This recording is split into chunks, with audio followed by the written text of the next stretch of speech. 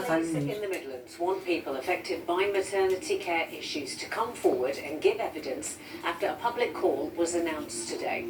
Recently, a study found babies in the Midlands and the north of England were more likely to die before, during or shortly after birth than those in the south. The review into maternity and neonatal care was ordered by the government. Today, the person leading the review, Baroness Amos, says she wants all those with experiences to come forward to help find ways to improve the standard of care. Lee Comley reports. It's the next stage of a wide-reaching investigation into maternity and neonatal care. Over the next 8 weeks, those who've used maternity services are being asked to come forward and share their experiences in an online survey. Among those who've been campaigning for answers is Rhiannon Davis and her husband Richard. They lost their daughter Kate in 2009 when she was just 6 hours old. Midwives at Shrewsbury and Telford Hospitals Trust failed to recognise she was suffering from respiratory collapse.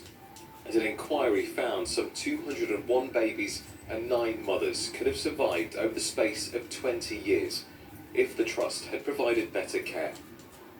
We're 6 weeks away from what would have been Kate's 17th birthday, the 1st of March, and we still talk about her. The shock of Kate's loss, the shock of that impact, that never goes away, that never lessens. You live around it. The point of campaigning is to ensure that no other family goes through it, and I think that this call for evidence is such a massive opportunity, such a massive potential step forward. In a recent study, Sandwell and West Birmingham Hospital's NHS Trust was found to have the highest number of baby deaths over the space of 10 years. Tom Hender's son Aubrey was stillborn at Birmingham City Hospital in May of 2022. He's concerned that this inquiry won't bring about real change. The whole system is troubled. We've had 10 years of inquiries and still nothing has changed.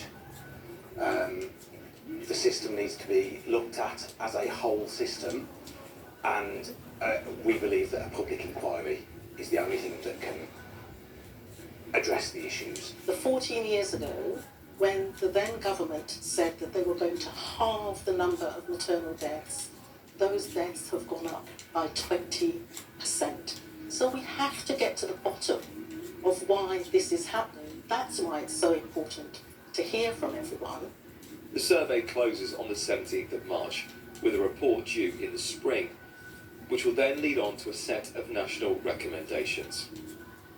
It's hoped these will prompt changes which will improve maternity care at all hospitals and help save the lives of countless babies and mothers. Lee Comley, ITV News. A man who was found dead within the grounds of a Wolverhampton school has been named. 45-year-old Neil Thompson, known as Chuck to friends and family, was pronounced dead near a Smithstowe Academy building in Windmill Crescent yesterday. His death is being treated as unexplained. His family said Chuck had a love for life which touched many people. The school had reopened today and said it's supporting its pupils. A black country town is bottom of a national list looking at the UK's growth prospects. It's not good news for Walsall. We'll hear the views from Westminster shortly, but first let's cross to Ravneek Nandra live in the town. Ravneek, tell us more about these findings. Well, Steve, the findings are pretty scathing, and to put it plainly, it found that the town struggled the most out of anywhere else when it came to growth in the past year. Now, the report from PwC used a good growth key performance indicator, and overall Walsall was below the average. The top 4 indicators that were below average were jobs, high street and shops, income, and the 4th was health. So let's have a look at the high street, which is where I am now. It's full of indoor markets as well as independents and chain shops, and an outdoor market that happens a few times a week. It's been bustling all day today, but it's not always like this. Earlier I spoke to an independent cafe owner. Mohammed Khan only opened his cafe in May last year, and he's already seeing a decline in regular customers. But on the flip side, he's seeing an abundance of people trying to work there when there just aren't enough vacancies there. When I posted a vacancy, I got like more than 100 CVs, so that shows that many people are looking for a job, In terms of Walsall community, they are living as well. They do appreciate us, and they do come to the shop as well. But since December is a bit quiet, and hopefully it will pick up in March, April. We need to bring more shopping center, parking areas, you know, and provide more security like cameras and stuff, you know. So that's on the business side of things, but of course the report looked at other things, including the skill level of the working population and housing affordability. So I spoke to people who live here, who work here, and even someone whose job it is to try and lift the spirits of people here. The employment is really hard for like younger people. Like I know from applying to so many places and not being accepted, not even like a letter or anything, as always, unfortunately. And like my sister's experiences with her friends talking about how she can only get temporary jobs and agency work is hard to come by. Outside of that, I do see like a lot of shops shutting down and things like that. Yeah, there's some deprived areas, but then there's also the very nice areas.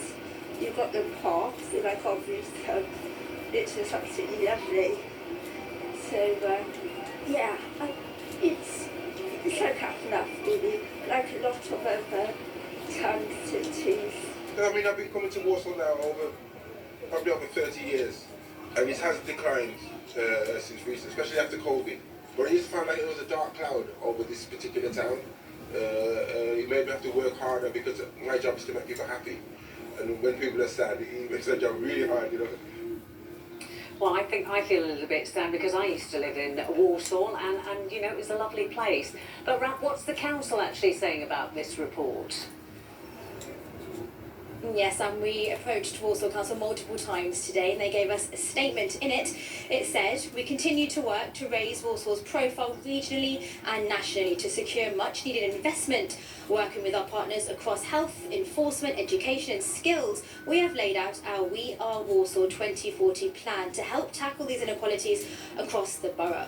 Now that 2040 plan includes upgrading the town centre as well as other projects in which residents may start to see changes as early as this year, but even today there is a continuing dispute about the future of the town's historic leather museum.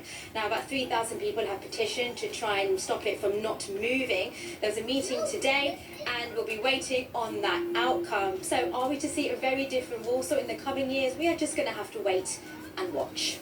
Well, let's hope so. Ralph, thank you.